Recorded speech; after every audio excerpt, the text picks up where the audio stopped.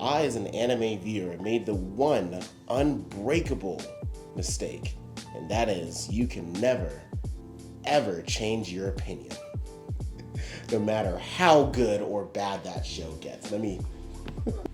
Hot take incoming. I just finished My Hero Academia Season 6, and I know I'm late to the party, but this show is really good now. You see, a little over a year ago, I made a video on my channel called Shonen Tier List, or my 40 best shonen tier list, or something like that. Here's the picture.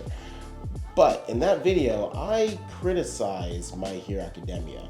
Back at the time of that video, I think we're only on season 4. That's with Overhaul. And while I liked that season just fine, at least half of it anyway, I never thought My Hero was doing amazing.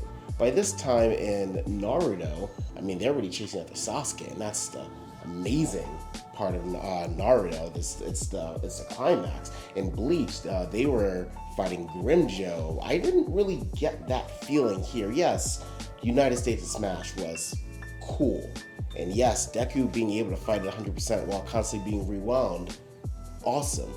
But besides those two moments, I never felt that amazing factor from My Hero Academia. But I won't lie, some of the things holding me back was, I think, a little bit of my own bias. And that is the long-running shonen problem. So let's take a show like Naruto or Fairy Tail, for example. They both have very similar problem. They both introduced this amazing world with this amazing lore, with these amazing and vast and diverse characters, which have unique powers. So with Fairy Tail, you have wizards, you have Dragon Slayer magic, re-equip magic, takeover magic, all this awesome stuff. And with Naruto, you have awesome bloodlines and Kekkei Genkais and Sharingan and fire jutsus and hand signs and all this cool stuff. But after it starts to focus on the main team, like Team 7 in Naruto, or I don't remember what the team is called in Fairy Tail, you don't really see much of the other characters. And what I mean is, they get one episode or two and they just kind of fuck off. They're just there on the side. You don't really see them much. Look at Neji, awesome character, got some cool development. He is nowhere in Shippuden except here. And Fairy Tail, I mean, look at Elfman. He had a really cool scene in this tournament, but I mean, his magic sucks, so it's not important.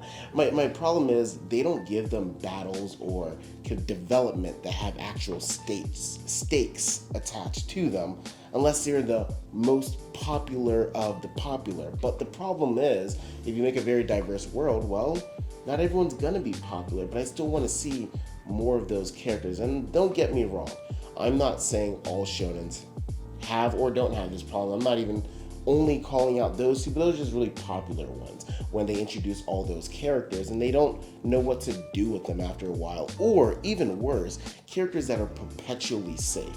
Look at Bleach: 1,000 Year Blood Arc. There was a character, I mean, I'm not going to spoil it, I have a video on it right here as well, but there's a character in there that should have been dead. 100% should have been dead. And a crater of blood should have been dead. But he's the second most popular character on the Japanese poll, so they're not going to kill him. And look at Fairy Tail. I forgot, no one dies in Fairy Tail. But I also hear you guys might say, well, what about Jiraiya in Naruto? What about Ace in One Piece? What about, I don't know, Cayenne in Bleach? Maybe? I don't know, I think he's the only one that really died. But every shonen has the one character that dies, and that's the one that's always the shock.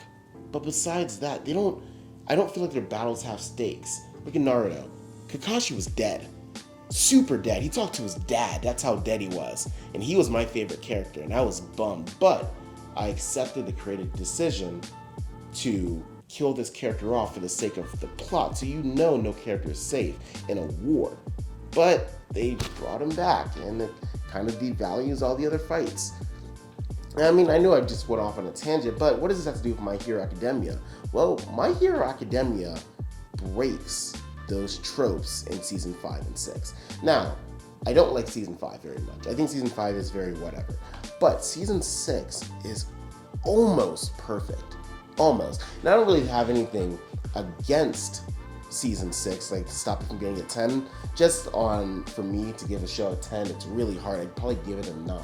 But that show, I feel like I've been projecting what I thought was going to happen with the examples I just gave of Naruto, Bleach, Fairy Tail, One Piece, and projecting it onto My Hero. And then not only did it not happen with making the characters kind of just useless, but it subverted my expectations by killing characters that I did not think would die. And also, the most important part that I haven't touched on yet, giving a side character so much character development that that character in one arc became my favorite character. That is outstanding. That has not really been done in most shonens. So let's talk about the character development. So Class 1A in My Hero Academia, they do a good job of trying to flesh out and round out those characters as much as they can. There's a big cast, so I understand that not everyone can get the spotlight. But I do like that every arc kind of switches back between who Deku's teaming up with and who the main plot is focused on. You got a lot from Frog Girl, like, can't remember her name right now. I don't remember a lot of their names, so I'm gonna say a lot of egregious stuff. But you get a lot of character development early on with Frog Girl, and then you get a lot with Ida. You obviously get a lot with Shuto and Bakugo. Boy, I just watched it. You get a lot with them as well, and I think having those main three and then also focusing on other characters is really smart. I don't really care about Class 1B personally. I actually hate Class 1B. I think Class 1B is probably the worst part of the show, which is also why I think Season 5 isn't good, because they're just fighting them the entire time. I'm not saying everyone from Class 1B is bad. I just think I hate 90% of Class 1B. There's a cool, Arms is cool, yeah. But I digress. Like I said, Ida had a really convincing arc, and I think it was Season 2 where they fought Stain. I didn't really expect much from a character like Ida, and I mean, there's nothing against Ida, I think he's cool, but I'm just so used to, well, he looks cool, maybe he'll do one cool thing and you'll never really see him again. I really liked in the end of Season 6 that he was the last one to go and get Deku back, to bring him back to UA. I like that they're trying to keep all these characters relevant, give them purpose, and if they don't have combat purpose, at least they're giving them some kind of story purpose, whether it's social or whatever, without it being filler. Because if a lot of people say, like, you know, hey, Bleach and Fairy Tail and Naruto, all these characters spoke a lot, and the problem is a lot of that stuff was filler. When it came to the actual main plot, what was manga canon, not really. You might see them talking on the side, and that's really about it. I like that One Hero is actually trying to incorporate its massive cast in such a way to make me feel for any of these characters that may die. The fact that they killed off Midnight, and it was unceremoniously, I couldn't believe. I thought she was passed out. I'm sure that was the point, but she died, risking her life to save everyone. That's how I realized this show's not going to be nearly as safe as Fairy Tail. Fairy Tail doesn't want to kill anyone off. And then, twice, making me care about a villain with honestly a power kind of not really that cool. He kind of duplicates. I mean, we've all seen it before, Multiplier Man in the comics, but the fact that Eagle guy, Hawks, the fact that Hawks befriends Twice, and the fact that you see Twice's background, and honestly, a bunch of those episodes just focused in on Twice, and you saw all of that content, all that character development. It felt real. I almost got to the point where I'm thinking, are they gonna kill him? Because that's a death flag. I'm getting a lot of background here in the last 12 episodes, and honestly, I thought Hawks was gonna die. And the fact that they killed Twice off that brutally makes me realize this show might be something special, because I no longer know who's safe. It kind of reminds me of what happened in Hunter x Hunter, or Hunter x Hunter.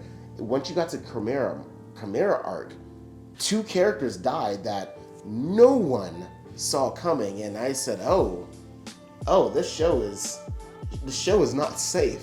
And it's giving me those Hunter x Hunter vibes. I don't think I'm gonna like it as much as Hunter, because Hunter is my favorite anime of all time, but the fact that it's going so far to give all these people character development, the villains are getting a lot of screen time, and I'm starting to really empathize with them, or maybe not empathize with them, but their characters are starting to grow on me, their motivations are starting to grow on me. The fact that Hawks, a character that was just newly introduced, got so much screen time. The fact that Endeavor got so deep into his character, about with his family, with Todoroki, with Shoot, with Blue Fire guy, I can't remember his name right now, but the guy that's in the League of Villains. The fact that there is so much backstory involving Endeavor, and the fact that he's the #1 hero, the fact that he is a domestic violence abuser, and I can feel bad for him, gives me a level of, shows me that this show has a level of depth that most shonens can't reach, or don't want to reach. These are things you don't see in shonens. They're not new to anime necessarily, because I mean, a lot of anime have a lot of good depth with their characters, but when it comes to shonen, this is, in my opinion, new territory. These characters aren't one-dimensional. These characters are people, and it's funny because I haven't even talked about the fight scenes, because season 6, non-stop balls to the walls fighting. I think she was the number 4 or 5 hero, the bunny girl. Her whole episode was amazing. I don't know how that was done in the manga. I'm not sure if it was super quick, but that whole episode was fantastic. The fight scenes. Now, the studio was animated by, I think, Bones, who was the same studio that did Full Metal Alchemist. They know how to do effects. They know how to do fights. Their fights are almost on par with UFO Table, looking so good. It's in a different kind of style, but it's just as impactful. I think My Hero Academia season 6 is easily the best season of My Hero Academia, and I think, actually no, I don't think, I know, I'm going to pick up the manga. I actually stopped reading manga for a bit. I mean, contrary to the manga you see behind me, I've read most of those actually, and I don't really read manga nearly as much, but I don't think I can wait another year to see what happens next, to see what's the conclusion with Face Guy and Deku's fight. We only have a month left, or 3 months left till he's resurrected, and honestly, what's going on with Endeavor's family? It's so much suspense. It's not just I want to see who's going to fight next. It's I want to see what's going to happen to these characters next, and I think that's why My Hero Academia, this new season, it's almost perfect. But let me know what you guys think. Did you guys think that this season was great? Did you guys think that Endeavor's arc was nearly as good? And like I said, I know I'm late to the party, but I'm just curious. I really want to know what's on your guys' mind. Guys, please don't forget to like and subscribe. Hit the bell notification for more videos. I'll be doing more manga and chapter reviews soon. I'm planning on binge reading all of My Hero Academia, so I can start updating regularly with the new chapters that are going to be coming out. But yeah, let me know what you guys think. Thanks, guys.